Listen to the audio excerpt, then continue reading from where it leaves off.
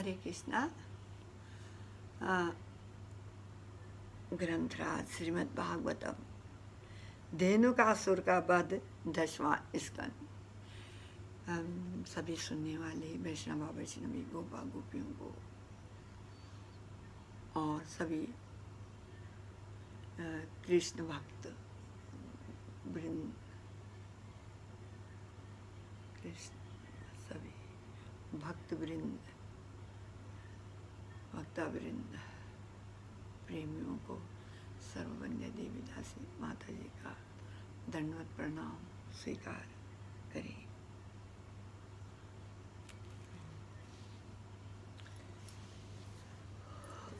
ओम अज्ञान तिम्रान्धस्य ज्ञानाञ्जन शलाकया चक्षुरुन्मिलितेन तस्मै श्रीगुरुवे नमः। ओम विष्णुपादाय कृष्णप्रेष्ठाय भूतले श्रीमते जयपताका स्वामिन् इति नामिनी नमाचार्यपादाय नित्याय कृपा प्रदायिने गौरकथा दामदाय नगरग्राम तारिणे नमः। ओम विष्णुपादाय कृष्णप्रेष्ठाय भूतले श्रीमते भक्तिवेदांत स्वामिन् इति नामिनी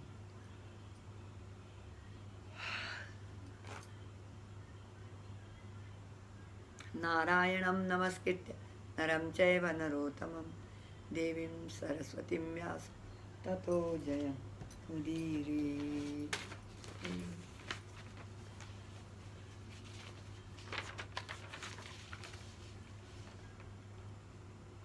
नमो महावदन्याय कृष्ण प्रेम प्रदायते कृष्णाय कृष्ण चैतन्य नाम्ने गौरकृष्णे नमः।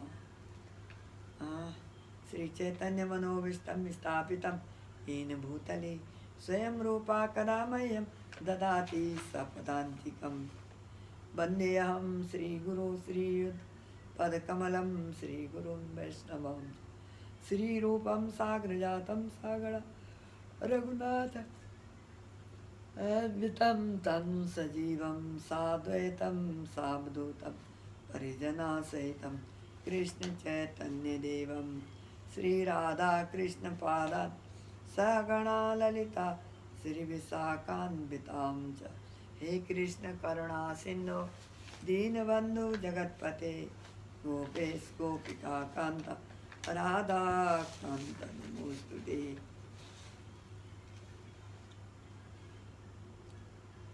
तप्त कांचन गौरंगी राधे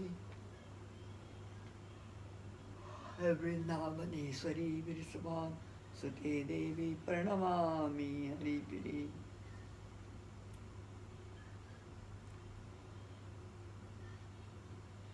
वाञ्छा कल्पतरुभ्यश्च कृपा सिन्धुभ्येव च पतितानां पावनेभ्यो वैष्णवेभ्यो नमो नमः।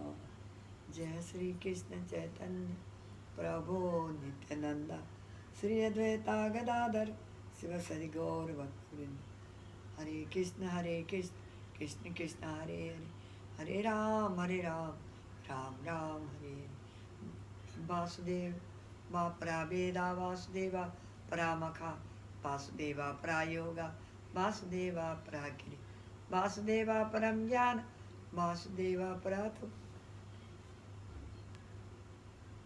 वासुदेवा परो धर्मो वासुदेवा प्रागति वसुदेवं सुतं देवं कंसचाणूरमर्दनं देवकी परमानन्दं कृष्णं वन्दे जगद्गुरो।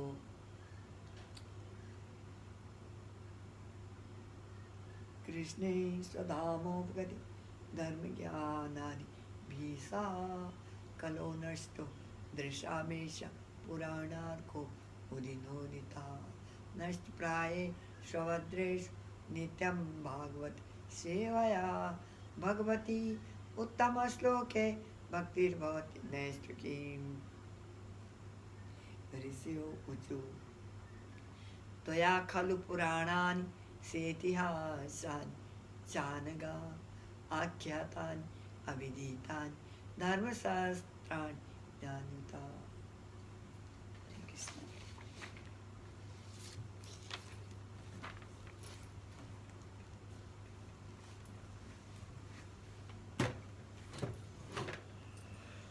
राधे श्याम, राधे श्याम, राधे श्याम। ओम नमो भगवते वासुदेवाय। ओम नमो भगवते वासुदेवाय। ओम नमो भगवते वासुदेवाय। हरे कृष्णा। जब धेनुकासुर का वध 10वां स्कंद। जब कृष्ण और बलराम पौगंड अवस्था 6 से 10 वर्ष में पहुंचे तो उन्हें गायों को चराने का उत्तरदायित्व सौंपा गया। भगवान बलदेव तथा ग्वाल वालों के साथ चलते हुए श्री कृष्ण गायों को आगे रखते तथा बांसुरी बजाते हुए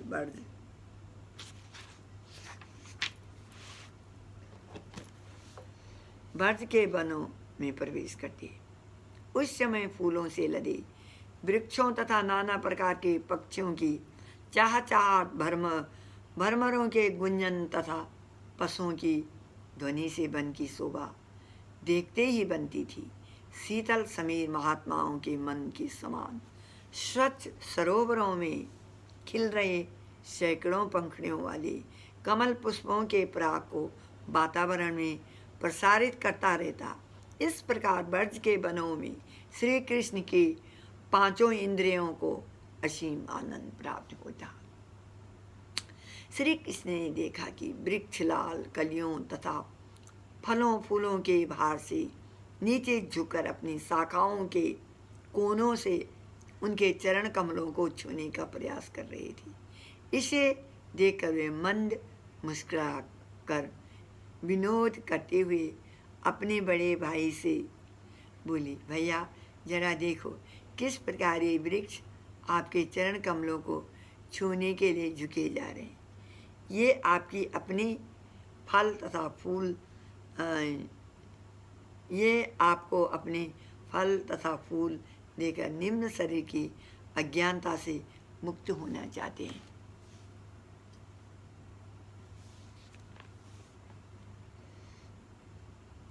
वृक्षों को लगता था कि उन्हें कृष्ण के साथ भ्रमण करने का सौभाग्य इसलिए प्राप्त नहीं हुआ क्योंकि पूर्व जन्म में उन्होंने कोई पाप किए थे, परंतु वास्तव में वे श्री कृष्ण के घनिष्ठ पार्षद थे।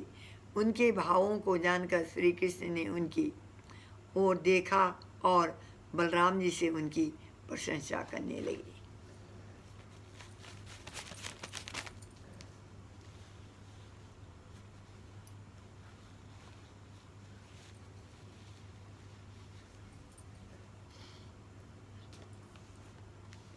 श्री कृष्ण ने आगे कहा, निश्चिंत ही ये भ्रमर महान ऋषि होंगे क्योंकि ये आपके पीछे पीछे आते हुए आपकी कीर्ति का गुणगान कर रहे हैं। मोर आपके सामने हर्षित हो नृत्य कर रहे हैं। हिरणी स्नेह भरी दृष्टि से आपको निहार रही है और कोयल मानो वैदिक स्तुतियाँ गाती हुई आपका अभिवादन कर रही है। जिस प्रकार कोई सज्जन अपने घर में अतिथि का स्वागत करता है, उसी प्रकार प्रतीत होता है कि ये सब आपका स्वागत कर रहे हैं। आपके चरण कमलों के स्पर्श से आज वसुंधरा पावन हो गई है। आपने अपनी उंगलियों से धरती के वृक्षों का स्पर्श करके तथा उसकी नदियों, पर्वतों, पशु तथा पक्षियों पर कृपा भरी दृष्टि डालकर उसे कृतार्थ कर दिया है। इतना ही नहीं, आपने अपनी दोनों भुजाओं से गोपियों का आलिंगन करके उन्हें ऐसा सौभाग्य प्रदान किया है जिसके लिए श्री लक्ष्मी देवी भी तरसती रहती है। कई बार वृंदावन में भंवरे फूलों का रस पीकर तथा श्री कृष्ण का संग करके इतने मत वाले हो जाते कि वे अपनी आंखें बंद करके गीत गाने लगते। अपने मित्रों के साथ मार्ग पर चलते समय श्री कृष्ण कई बार उनके गायन की नकल करते। कई बार श्री कृष्ण तोतों की बोली निकालते, कई बार कोयल की और कई बार हंसों की बोली निकालकर उनकी नकल करते। कई बार कृष्ण अपने मित्रों से व्यंग में कहते, अरे इस मोर को देखो, इसे ठीक से नाचना भी नहीं आता, और तब से मोर की नकल करते हुए ऐसा नृत्य करते कि उनके सब मित्र हंसने लगते। कई बार कृष्ण झुंड से दूर चली गई गायों को गंभीर स्वर में उनका नाम लेकर बुलाते। इस प्रकार अपने इन कार्यों से उन्होंने गायों को और ग्वाल वालों को मंत्रमुग्ध कर लिया।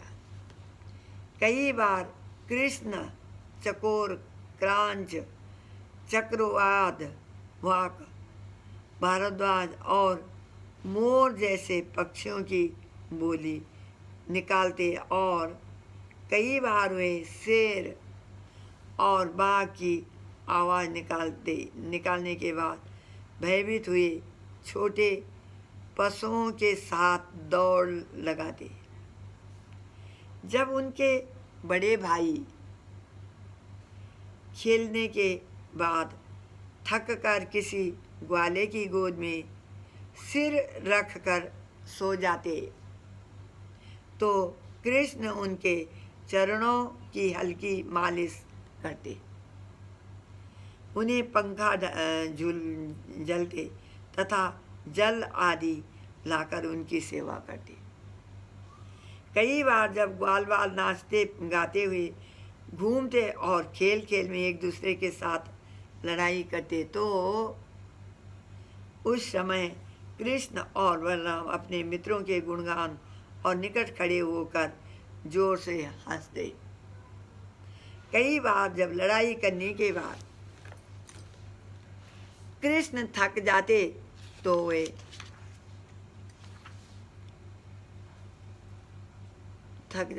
वे किसी वृक्ष के नीचे आकर लेट जाते। ग्वाल बाल कोमल पत्तियों और कलियों से उनके लिए बिस्तर बनाते और किसी एक मित्र की गोद उनका तकिया बन जाती।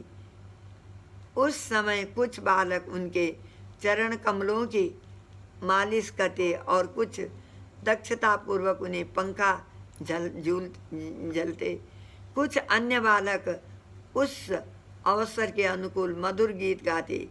इस प्रकार उनके हृदय भगवान के प्रति प्रेम में विभल हो उठते। वस्तुतः ये सब बालक महान आत्माएं थी।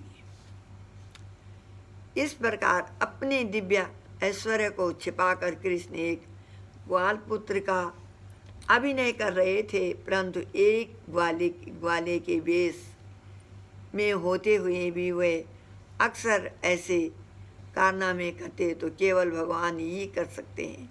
एक दिन कुछ ग्वाल बालों ने, जिनमें कृष्ण और बलराम के अत्यंत घनिष्ठ मित्र श्रीधामा, सुबल, स्तोक कृष्ण तथा अन्य मित्र थे, स्नेहपूर्वक कहा, हे महाबली राम, हे दुष्टों का संहार करने वाले कृष्ण, गोवर्धन के मार्ग में तालावन नामक ताल वृक्षों का एक अत्यंत रमणीय उपवन है।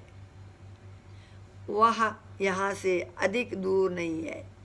वहाँ अनेक ताल फल वृक्षों से गिरकर नीचे पड़े रहते हैं, परंतु धेनुक नामक असुर द्वारा संरक्षित उस वन में किसी को प्रवेश की अनुमति नहीं है।